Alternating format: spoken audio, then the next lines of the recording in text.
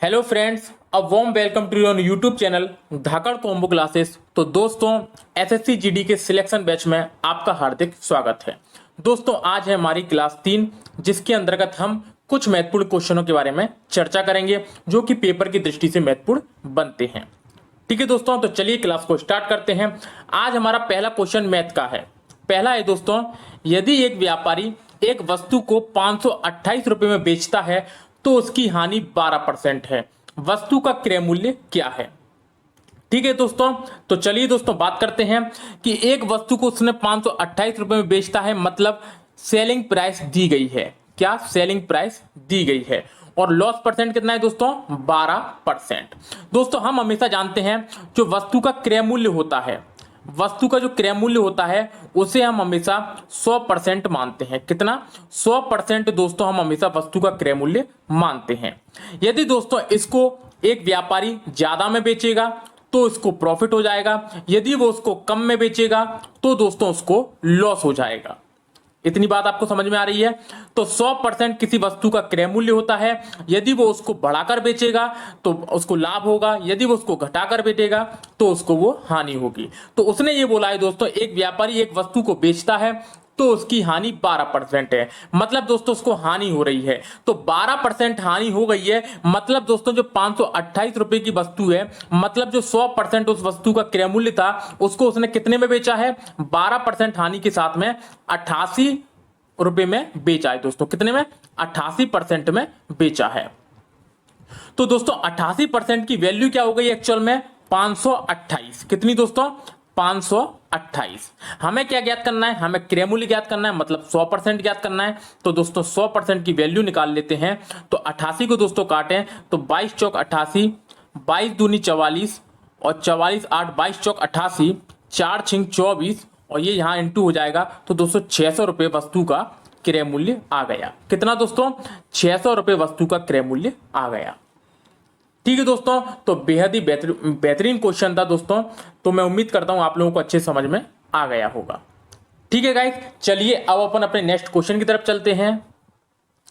निम्नलिखित में से कौन सा संगठन विश्व विकास रिपोर्ट प्रकाशित करता है?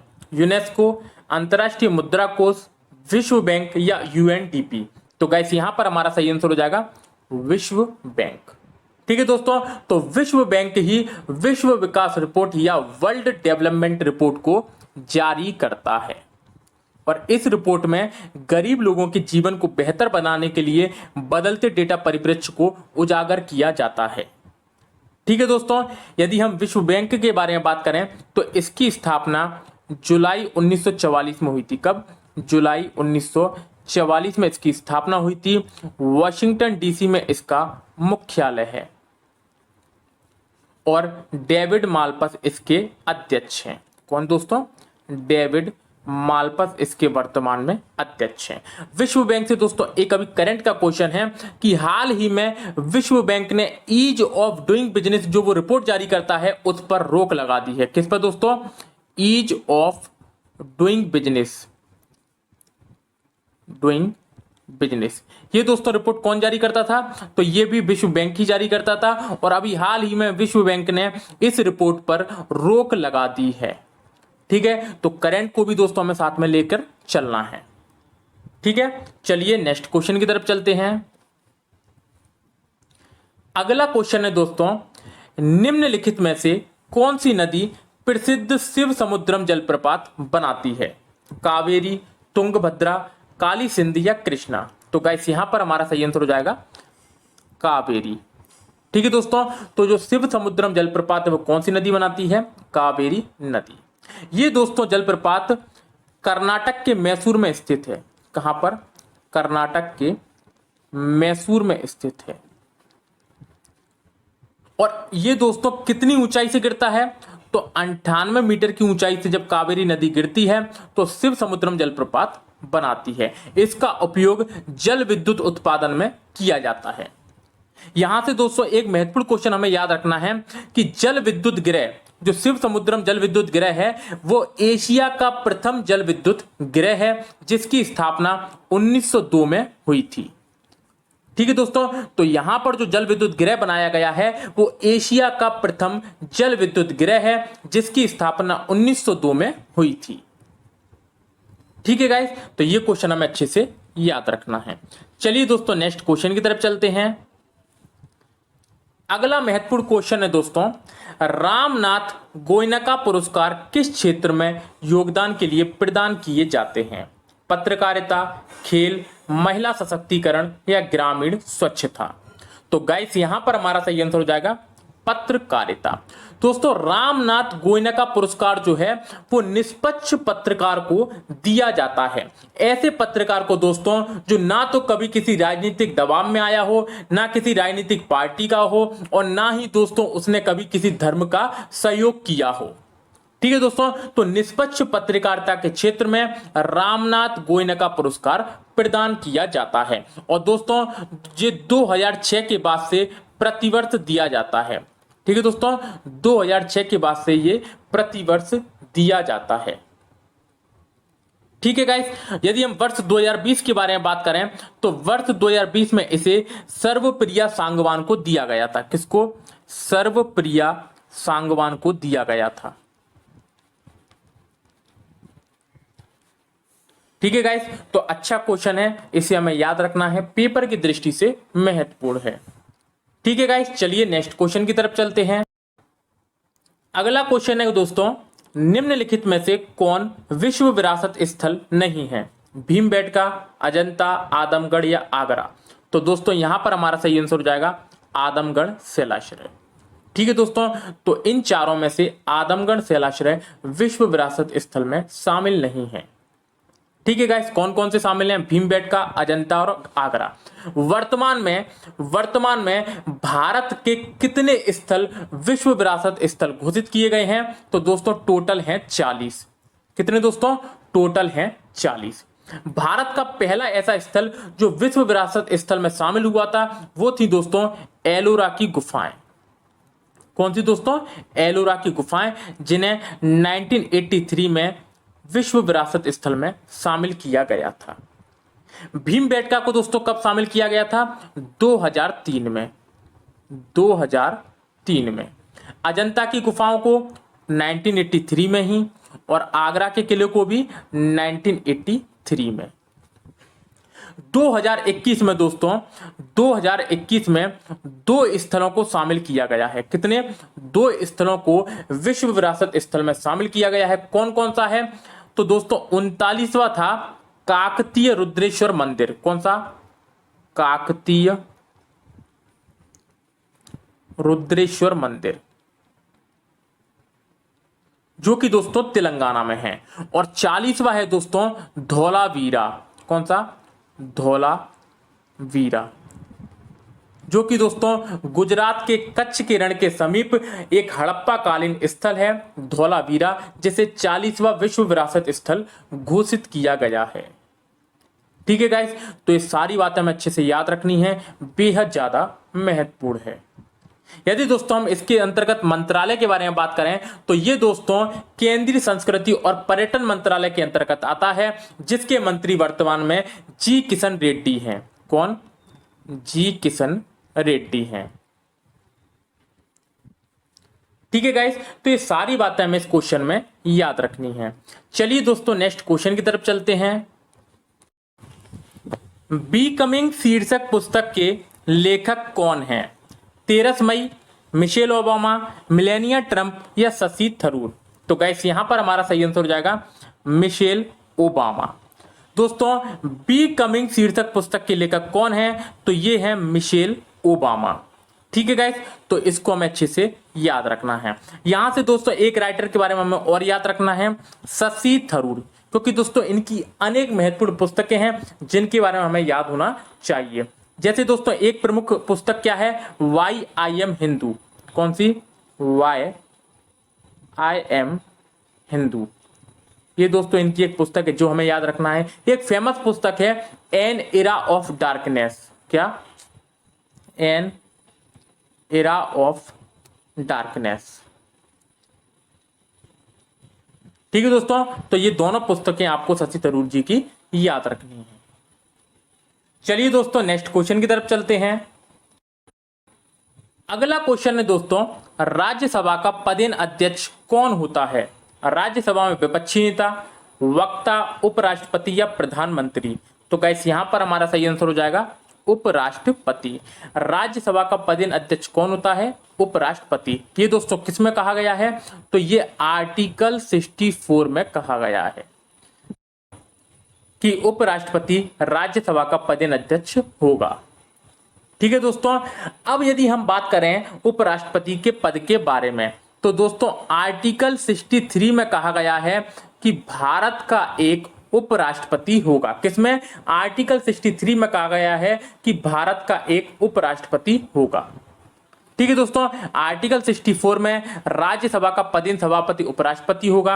आर्टिकल 65 जो कि बेहद ज्यादा महत्वपूर्ण है, आर्टिकल 65 में कहा गया है दोस्तों कि यदि राष्ट्रपति की आकस्मिक मृत्यु हो जाती है या आकस्मिक पद की रिक्तता हो जाती है तो उस समय पर उपराष्ट्रपति राष्ट्रपति का पद ग्रहण कर लेगा। ठीक है दोस्तों, तो राष्ट्रपति के पद को आकस्मिक स्थिति में उपराष्ट्रपति द्वारा भरा जा सकता है। यह किसमें कहा गया है? आर्टिकल 65 में। ठीक है दोस्तों, आर्टिकल 66 में इसके कार्यकाल के बारे में बताया गया है कि इसका कार्यकाल 5 वर्ष सामान्यतः रहता है। ठीक है गाइस, अब हम बात करते हैं भारत का पहला उपराष्ट्रपति। तो भारत के पहले उपराष्ट्रपति कौन थे दोस्तों? सर्वपल्ली राधाकृष्ण। कौन? सर्वपल्ली राधाकृष्ण।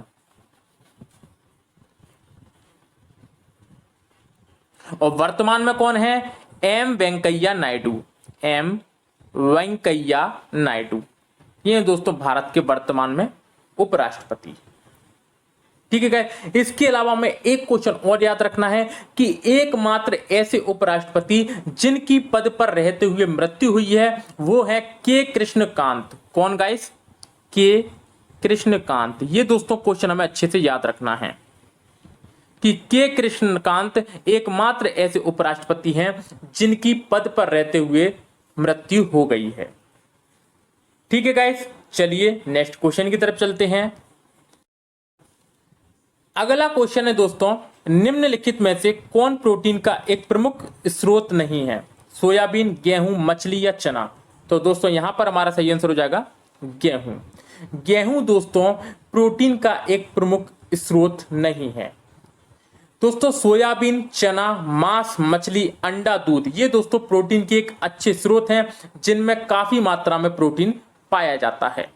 लगभग दोस्तों सोयाबीन में सबसे अधिक प्रोटीन पाया जाता है और लगभग इसमें 40% प्रोटीन की मात्रा रहती है। अकेले सोयाबीन में दोस्तों लगभग 40% प्रोटीन की मात्रा रहती है। लेकिन हम गेहूं के बारे में बात करें तो हम ये नहीं कह सकते कि गेहूं में प्रोटीन नहीं होता। गेहूं में भी दोस्तों प्रोटीन होता है, लेकिन वो एक प्रमुख स्रोत नहीं है, क्योंकि गेहूं में लगभग 3 से 5% तक ही प्रोटीन की मात्रा पाई जाती है।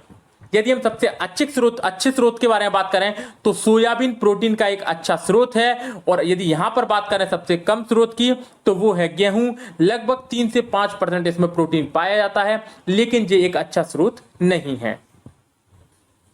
ठीक है गाइस, ये बातें हमें इसमें याद रखनी है। चलिए दोस्तों नेक्स्ट क्वेश्चन की तरफ चलते हैं। अगला क्वेश्चन है दोस्तों, नागार्जुन सागर बांध किस नदी पर बना है? पद्मा, महानदी, कृष्णा, कावेरी? तो गाइस यहां पर हमारा सही आंसर हो जाएगा कृष्णा नदी। नागार्जुन सागर बांध जो है दोस्तों वो भारत के तेलंगाना राज्य में स्थित है। कहां पर? तेलंगाना राज्य में स्थित है और कृष्णा नदी पर बना है। दोस्तों ये 1955 में बनना शुरू किया गया था इसको, और 1966 में ये बनकर तैयार हो गया था, और 1967 में इसका उद्घाटन किया गया था। क्या दोस्तों? उद्घाटन किया गया था। ठीक है गाइस, तो ये मध्य भारत के तेलंगाना राज्य में स्थित है, कृष्णा नदी पर बना है। नेक्स्ट क्वेश्चन की तरफ चलते हैं दोस्तों। अगला क्वेश्चन है, जातक कथाएं निम्नलिखित में से किस संप्रदाय से संबंधित हैं? लिंगायत, शैव धर्म, जैन धर्म या बौद्ध धर्म? तो गाइस यहां पर हमारा सही आंसर हो जाएगा बौद्ध धर्म। दोस्तों जातक कथाएं बौद्ध ग्रंथ त्रिपिटक का एक भाग है जिसमें महात्मा बुद्ध की पूर्व जन्मों की कहानियों का उल्लेख है या कथाओं का उल्लेख है। तो इसमें महात्मा बुद्ध की, किसकी दोस्तों, महात्मा बुद्ध की पूर्व जन्मों की कथाएं हैं। ठीक है गाइस, तो ये वाली बात हमें इसमें याद रखनी है। चलिए दोस्तों नेक्स्ट क्वेश्चन की तरफ चलते हैं। अगला क्वेश्चन है दोस्तों, उपन्यास the God of small things किस देश से प्रेरित है? पाकिस्तान, भारत, बांग्लादेश या नेपाल? अच्छा क्वेश्चन है दोस्तों, और ये प्रेरित है भारत देश से। ठीक है दोस्तों, तो ये पुस्तक भारत देश से प्रेरित है और ये दो जुड़वा बच्चों के बचपन के अनुभवों के बारे में एक कहानी है। और इसके लिए दोस्तों the God of small things किसका उपन्यास है? अरुंधति राय का। किसका? अरुंधति राय का। और इसके लिए अरुंधति राय को 1997 में बुकर पुरस्कार से सम्मानित किया गया था। ठीक है दोस्तों, तो अच्छा क्वेश्चन है। अरुंधति राय का ये उपन्यास है the God of small things, जिसके लिए इन्हें 1997 में बुकर पुरस्कार से सम्मानित किया गया था। ठीक है गाइस, चलिए नेक्स्ट क्वेश्चन की तरफ चलते हैं। अगला क्वेश्चन है दोस्तों, गोल गुंबज कहां पर स्थित है? बीजापुर, बीदर, दौलताबाद या हैदराबाद? तो गाइस यहां पर हमारा सही आंसर हो जाएगा बीजापुर। गोल गुंबज जो दोस्तों बीजापुर जो कि कर्नाटक में है वहां पर स्थित है। दोस्तों आदिल शाह वंश के शासक मोहम्मद आदिल शाह का यह मकबरा है। किसका? आदिल शाह वंश के शासक मोहम्मद आदिल शाह, मोहम्मद आदिल शाह का दोस्तों ये मकबरा है, जिसका निर्माण 1626 से लेकर 1656 के बीच में करवाया गया था। और इसका निर्माण किसने किया था दोस्तों? तो फारसी वास्तुकार दाबुल के याकूत ने इसका निर्माण करवाया था। ठीक है दोस्तों, तो दाबुल के याकूत ने इसका निर्माण करवाया था। 1626 से 1656 के बीच में इसका निर्माण हुआ था। और बीजापुर के गोल गुंबज बीजापुर कर्नाटक में स्थित है। मोहम्मद आदिल शाह का मकबरा है। ठीक है गाइस, तो ये बातें हमें इसमें याद रखनी है। चलिए दोस्तों नेक्स्ट क्वेश्चन की तरफ चलते हैं। अगला क्वेश्चन है दोस्तों, 1526 में बाबर ने इब्राहिम लोदी को कहां हराया था? हल्दी घाटी, कालिंजर, चौसा या पानीपत? तो गाइस यहां पर हमारा सही आंसर हो जाएगा पानीपत। और दोस्तों 1526 में पानीपत का प्रथम युद्ध हुआ था बाबर और इब्राहिम लोदी की सेनाओं के बीच में, जिसमें बाबर विजयी हो गया था। ठीक है दोस्तों, यदि हम पानीपत के दूसरे युद्ध के बारे में बात करें, कौन सा? पानीपत का जो द्वितीय युद्ध है ये कब लड़ा गया था? 1556 में लड़ा गया था। और किस किस के बीच में? अकबर और हेमू के बीच में। अकबर और हेमू के बीच में, जिसमें अकबर विजयी हो गया था। पानीपत का यदि हम तीसरे युद्ध के बारे में बात करें, पानीपत के थर्ड युद्ध के बारे में, तो ये दोस्तों मराठा सेना और अफगान सेना के बीच में युद्ध हुआ था। मराठा सेना और अफगान सेना के बीच में दोस्तों इसमें युद्ध हुआ था, जिसमें अफगानों का दोस्तों नेतृत्व कौन कर रहा था? अहमद शाह अब्दाली। अहमद शाह अब्दाली। और ये कब हुआ था? 1761 में। ठीक है गाइस, तो ये तीनों युद्ध हमें याद रखना है। पानीपत का पहला युद्ध बाबर और इब्राहिम लोदी के बीच में, दूसरा युद्ध अकबर हेमू के बीच में, और तीसरा युद्ध मराठा और अफगान सेना के बीच में, जिसमें अफगान सेना का नेतृत्व कौन कर रहा था? अहमद शाह अब्दाली, जिसमें अफगान विजयी हुआ और मराठा पराजित हो गया था। कब हुआ? 1761 में। ठीक है गाइस, तो ये क्वेश्चन अच्छा है जिसे हमें याद रखना है। चलिए दोस्तों नेक्स्ट क्वेश्चन की तरफ चलते हैं। अगला क्वेश्चन है दोस्तों, निम्नलिखित में से किस उत्पाद को भारत में पहला भौगोलिक संकेत प्राप्त हुआ था? भौगोलिक संकेत मतलब दोस्तों जीआई टैग।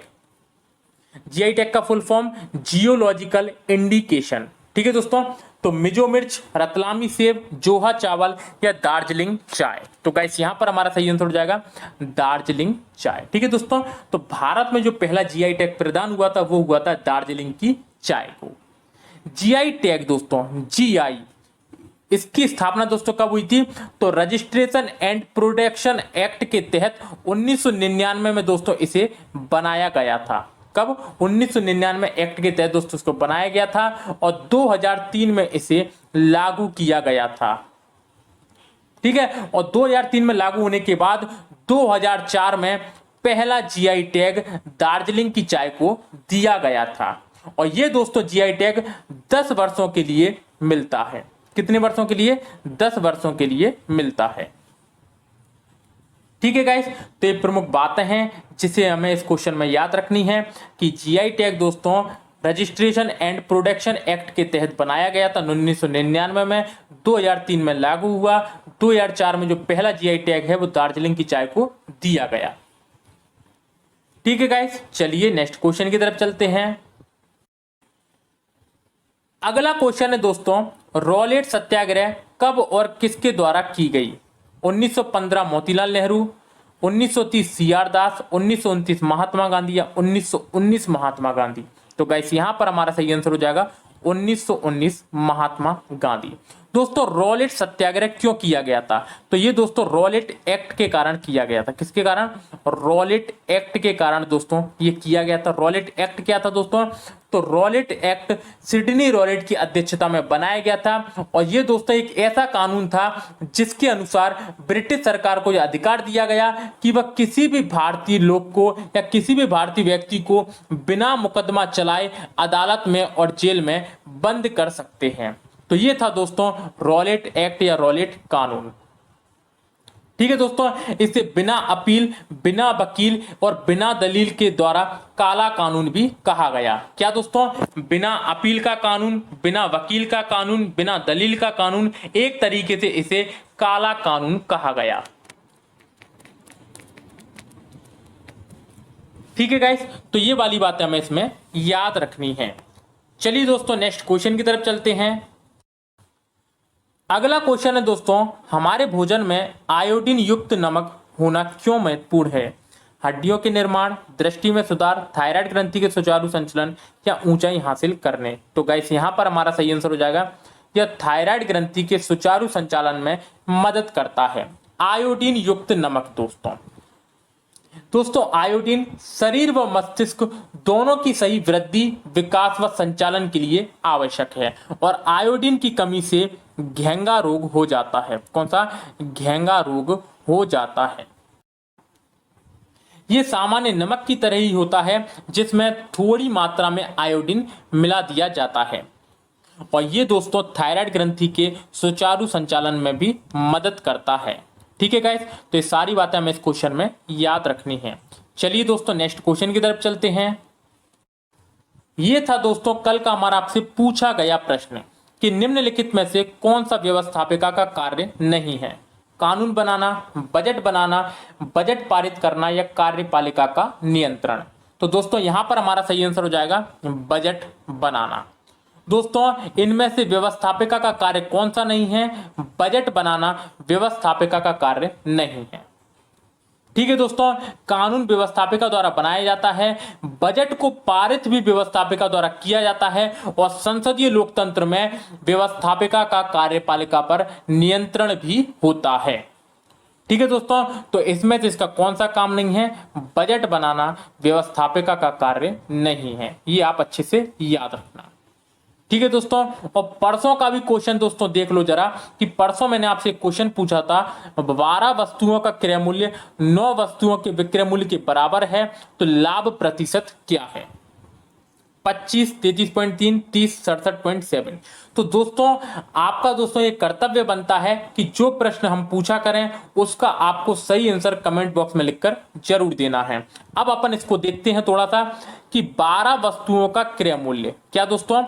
12 वस्तुओं का क्रय मूल्य यानी कि कॉस्ट प्राइस 9 वस्तुओं के विक्रय मूल्य मतलब सेलिंग प्राइस के बराबर है। ठीक है गाइस, तो 12 वस्तुओं का क्रय मूल्य 9 वस्तुओं के विक्रय मूल्य के बराबर है।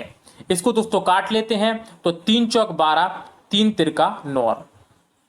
आमने सामने की वैल्यू दोस्तों इसकी खुद की वैल्यू होती है तो सीपी यहां पर 3 हो गया, एसपी यहां पर 4 हो गया। तो मतलब कोई वस्तु 3 में खरीदी गई है, 4 में बेची गई है, कितने का प्रॉफिट हो गया, 1 का, कितने पे, 3 पे, इंटू 100। तो यहां पर हमारा सही आंसर आएगा 33.3%। ठीक है गाइस, तो इस तरीके से दोस्तों आज की जो हमारी क्लास है उसको हम यहीं समाप्त करते हैं। यदि दोस्तों आज को आपको वीडियो अच्छी लग रही हो तो वीडियो को लाइक कर देना, चैनल को सब्सक्राइब कर देना तथा वीडियो को दोस्तों ज्यादा से ज्यादा शेयर करना ना भूलें। दोस्तों हम आपके लिए जो एसएससी जीडी का सिलेक्शन बैच लेकर आए हैं उसमें हमारा यही प्रयास है कि आप सभी बच्चों का एसएससी जीडी इस बार निकल जाए और आप सभी की दोस्तों कंधे पर वर्दी और सितारे चमकते रहें। दोस्तों बस हमें इतना ही चाहिए कि हमारी वजह से यदि किसी बच्चे का सिलेक्शन हो रहा है और वो आकर हमें ये बोल दे कि सर आपने जो पढ़ाया था उसमें से दोस्तों हूबहू आ गया है, बस इतने में ही हमें संतुष्टि मिल जाएगी। तो दोस्तों वीडियो को ज़्यादा से ज़्यादा शेयर करना ना भूलें, वीडियो को लाइक कर दें, चैनल को सब्सक्राइब कर दें तथा दोस्तों पीडीएफ के लिए टेलीग्राम चैनल की लिंक डिस्क्रिप्शन में दी हुई है, वहां से आप इसको डाउनलोड कर सकते हैं। फिर मिलते हैं दोस्तों कल नेक्स्ट क्लास में, तब तक के लिए धन्यवाद।